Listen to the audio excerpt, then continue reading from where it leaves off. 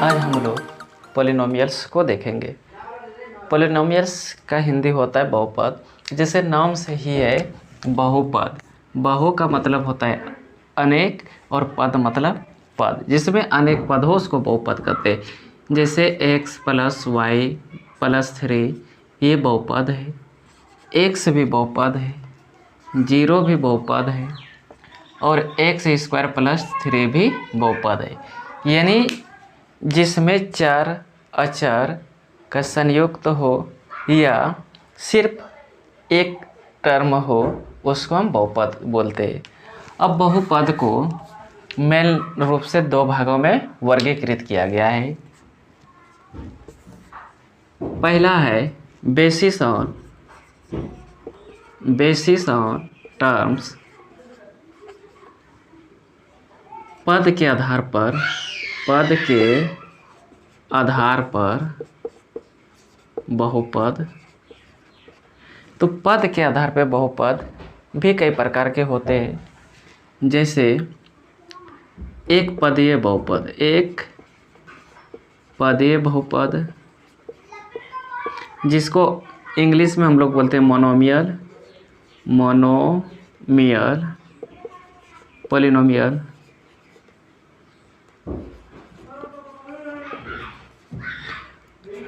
दूसरा होता है द्विपदीय बहुपद जिसको हम लोग बोलते हैं बायनोमियल, पॉलिनोमियल। फिर होता है त्रिपदीय बहुपद जिसको हम लोग बोलते हैं ट्राइनोमियल, पॉलिनोमियल। उसके बाद होता है चतुर्पदीय बहुपद। तो इस तरह से पंचपदीय, सिक्सपदीय। एक पदीय बहुपद में होता क्या है, इसमें एक ही पद होता है। चाहे तो आप 0 लिख सकते हैं, ये भी बहुपद है। 1 लिख सकते हैं या x लिख सकते हैं या y लिख सकते हैं या x³ लिख सकते हैं। कुछ भी हो, इसमें एक ही पद है। द्विपदीय बहुपद जिसमें 2 पद हो, और जब 2 पद हो वह इंटू के रूप में नहीं रहता है, प्लस या माइनस के साथ जुड़ा रहता है। जैसे x + y ये द्विपदीय हुआ, x - 2 ये द्विपदीय बहुपद हुआ। जैसे x² + x ये भी द्विपदीय बहुपद हुआ, क्योंकि इसमें एक पद ये हुआ और दूसरी पद ये हुआ। उसी प्रकार त्रिपदीय में 3 पद हो जाएगा। जैसे x + y + z ये त्रिपदीय बहुपद है, या x³ + x + या -1 ये भी त्रिपदीय बहुपद है। इसी प्रकार चतुर्पदीय बहुपद में 4 पद होते हैं। जैसे x, y, z - 3 ये चतुर्पदीय पद है। इसी प्रकार पंचपदीय, षष्ठपदीय ये सब होता है।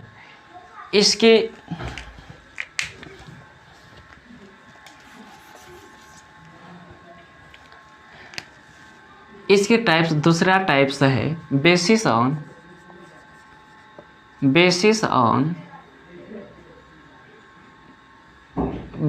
ऑन ये इसको हम बोल सकते हैं एक्सपोनेंट। तो घातांक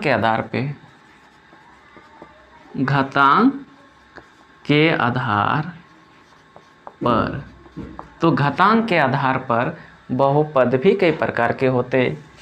इसमें पहला है रैखिक बहुपद। इसको इंग्लिश में हम लोग बोलते हैं लीनियर पॉलिनोमियल। रैखिक बहुपद वह है जिसका घातांक 1 हो। इसको अगर आप परिभाषा लिखना चाहते तो क्या लिख सकते हैं कि रैखिक बहुपद वह बहुपद है जिसका अधिकतम घातांक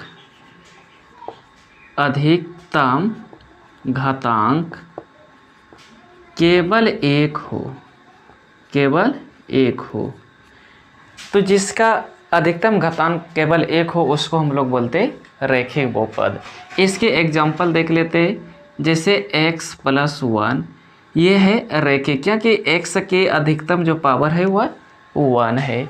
इसी प्रकार से आप बहुत सारा लिख सकते हैं, y + 1 z ये भी रैखिक है। अगर यहाँ पे हम एक से ले लेते हैं तो ये भी रैखिक बहुपद एक पद में है। इसकी दूसरी होता है द्विघात बहुपद। द्विघात बहुपद इसको इंग्लिश में बोलते हैं क्वाड्रेटिक पॉलिनोमियल। तो क्वाड्रेटिक पॉलिनोमियल वो होता है जिसका अधिकतम घात 2 हो, जिसका अधिकतम घात 2 हो। इसको एग्जांपल के लिए देखते x² + 1। तो इसमें अधिकतम x की पावर क्या है 2 है, इसलिए द्विघात बहुपद हुआ। दूसरा अगर लिखना चाहते हैं तो x + x² + x - 1 ये भी द्विघात बहुपद है। अगर हम यहाँ पे y² दिए तो ये भी द्विघात बहुपद है, क्योंकि इसका अधिकतम पावर 2 है। इसी प्रकार हम त्रिघात बहुपद के त्रिघात बहुपद इसको इंग्लिश में हम बोलते हैं क्यूबिक पॉलिनोमियल। तो क्यूबिक पॉलिनोमियल में क्या होगा, इसकी अधिकतम घात 3 होगी। अधिकतम घात 3 होगी, यानी वह बहुपद जिसकी अधिकतम घात 3 हो। एग्जाम्पल के लिए देख लेते हैं, x³ + 1 ये क्यूबिक पॉलिनोमियल है। या आप लिख सकते हैं y³ + y + 1 ये भी क्यूबिक पॉलिनोमियल है। तो इस तरह से हम लोग अभी देखें कि बहुपद में मुख्य रूप से 2 प्रकार के होते हैं। एक होता है बेसिस ऑन टर्म, जिसमें एक पदीय, द्विपदीय, त्रिपदीय, चतुर्पदीय, पंचपदीय इस तरह से देख सकते हैं।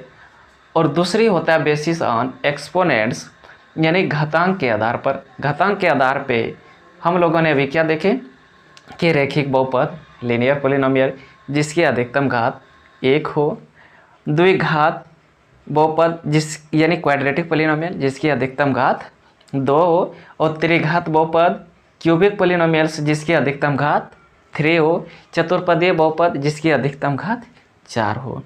तो इस तरह से हमारे जो बहुपद 2 प्रकार के हैं वह क्लियर हो जाते। अब बहुपद में भी बहुत सारे होते हैं, जैसे कोफिशिएंट होता है, डिग्री होता है। अब देखते हैं कि कोफिशिएंट और डिग्री क्या चीज़ है। तो सबसे पहले हम एक बहुपद लेते हैं, यानी x² + 4x - 3 ये हम ले लिए यहाँ पे बहुपद। अब इसमें हम देखेंगे कि इसका कोफिशिएंट क्या है। कोफिशिएंट, तो कोफिशिएंट क्या होता है, ये चर पद के होते हैं।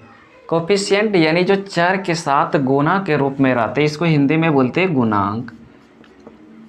तो कोफिशिएंट वह होता है जो चर के साथ गुणा के रूप में रहते हैं। अगर हम यहाँ पे बात करेंगे कि x² का कोफिशिएंट यानी x² का गुणांक क्या है, तो यहाँ पे हम देख रहे हैं कि x² के साथ गुणा के रूप में कुछ नहीं दिख रहा है, लेकिन 1 अंडरस्टूड रहता है। 1 सभी चर के साथ गुणा के रूप में रहते हैं।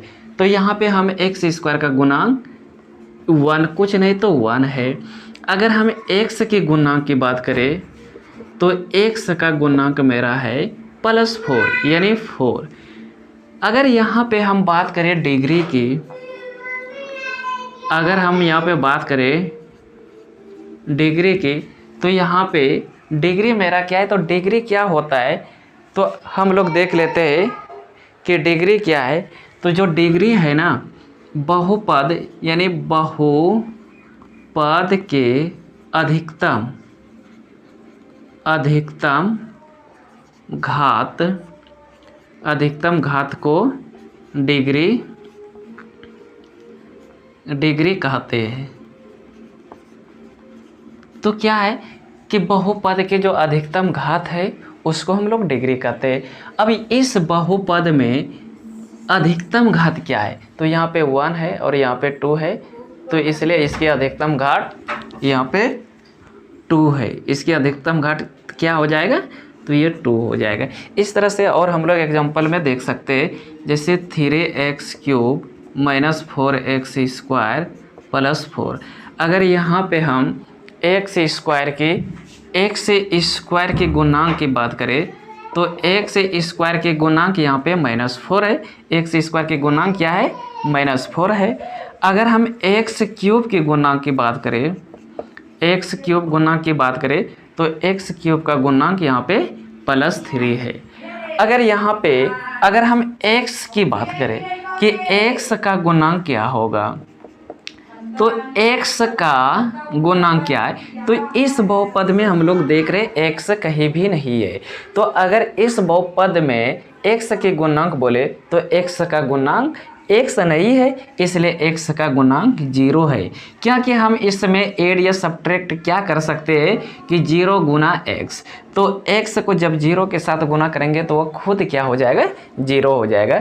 इसलिए जो चर नहीं हो या जिस चर की हम गुणांक बोले वह चीज़ नहीं है तो उसकी हम गुणांक 0 बोल सकते हैं।